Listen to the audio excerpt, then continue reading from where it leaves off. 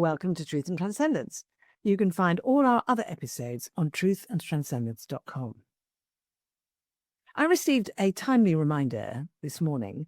I'd been feeling a bit gloomy and off, and I had a conversation with a friend. And she reminded me that sometimes when we're feeling off in some way, sometimes that is actually our experience. Sometimes it's about us, it's about what we're experiencing. And sometimes it's not. Sometimes we're actually picking up on a kind of collective vibe that's in the collective. And by the collective, I mean everybody else, everybody, all of us collectively. I remember during the COVID years, I was one of the people who was not frightened by COVID. And I just wasn't really frightened at all. And one day I suddenly was hit by this wave of terror. And I was just in this wave of terror for about 24 hours. And then it just suddenly stopped. Suddenly. And it was crystal clear, absolutely crystal clear. This wasn't my terror, because I just wasn't frightened. That sort of thing doesn't frighten me. This was not my terror. This was the collective's terror. And I knew in that moment, after I'd come out of it and sort of got myself discombobulated, because it was really quite an unsettling experience for that 24 hours. And then I came back out and regrounded myself. And I realized that it was necessary for me to feel that, so that I could have a bit more empathy and compassion for other people who were actually terrified. And that was really, really important that I had that experience. For some of us, it's part of our path and part of our calling to have an empathy for what's happening in the collective, and to actually feel it as if it is our own feeling. And I think there are several reasons for that. This is just my point of view, and you may have other insights on this or other points of view in relationship to this. But my point of view on this is that in order to be able to empathize, connect, be supportive to, engage with other people, it's necessary for us to have certain receptors in us open. And these are the receptors that are touched by the nature of what the type of thing that person is experiencing. So in my case, in the example I've just given, that terror I experienced I was able to experience it through certain kind of receptors I had within me. There's probably some sort of scientific explanation for this, which am not aware of. But the kind of terror, the capacity for feeling terror, needed to be activated in me enough for that part of me to be sensitized, not so that I would be in a state of terror or anxiety or being depleted by it or anything like that, but more because that then permitted me to have a greater degree of empathy to other people. So in other words, I needed to be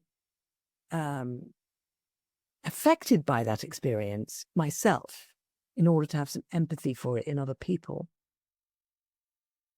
And I think that is actually true in general. We need to have that sensitivity. We need to have that sense of being alive and awake to our own capacity for that experience, whatever that experience is. And I also suspect this is actually one of our survival traits as a tribal being, a herd creature.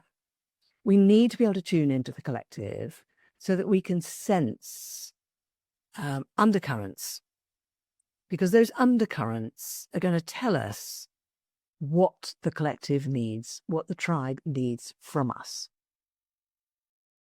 So let's say we're picking up on confusion. During my life, there have been periods of time when there was a lot of confusion. For example, when there's a financial crash, there's then a lot of confusion in the collective. So I had to actually experience some of that confusion myself. in that case, I was experiencing anyway. So, because I was also confused, but not as much as some people, because I was, earning a living. I was relatively comfortable at the time, but there was a great deal of confusion around. I needed to experience it so that I could then respond to people who were actually stuck in that confusion and provide whatever I could provide to help them with it. But I couldn't have done that if I couldn't actually feel in myself what was going on in the collective. So I think that makes sense. That's quite straightforward. That's about us having enough sensitivity to be relevant and to respond. But for us in the moment, let's say I'm on my own in my living room, and suddenly I get this uncomfortable feeling. How do I know if it's mine or if it belongs to the collective? And that is an interesting question. There's no short answer to that. Sometimes we don't know if it's us or if it's the collective. And in those moments, the thing to do is to simply ask the question. Simply ask the question, is this mine or is this the collective's? Is this mine or is this the collective's?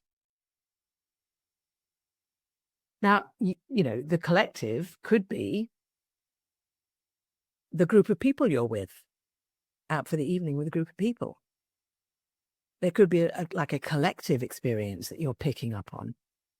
The collective could be you and your partner. It could be you and your family. It could be you and your company.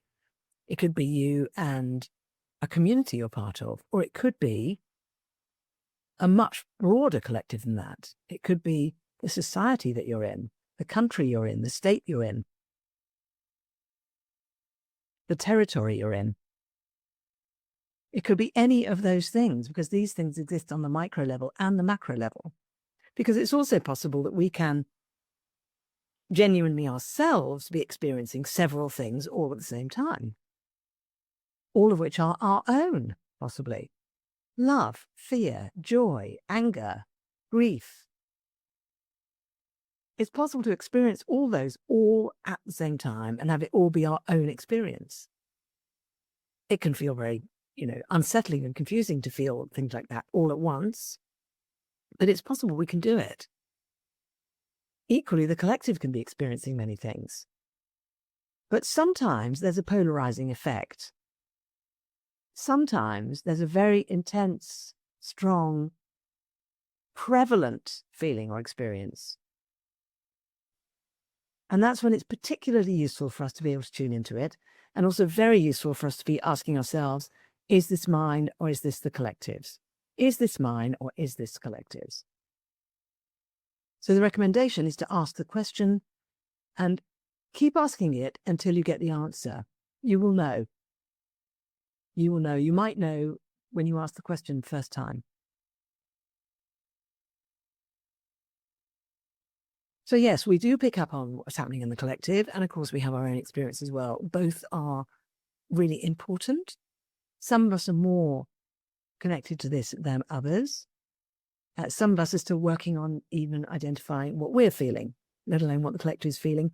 Some of us get completely swept up by what's happening in the collective, and that can become really debilitating for us.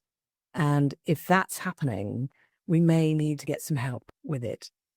And that, sometimes that's what's going on when people experience severe mental imbalance, distress, confusion. Sometimes what's actually going on is they are highly sensitive and attuned to what's going on in the collective.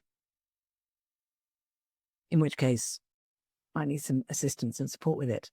Most of us have the privilege and the fortune to be able to just say to ourselves, is this mine? Is it the collective?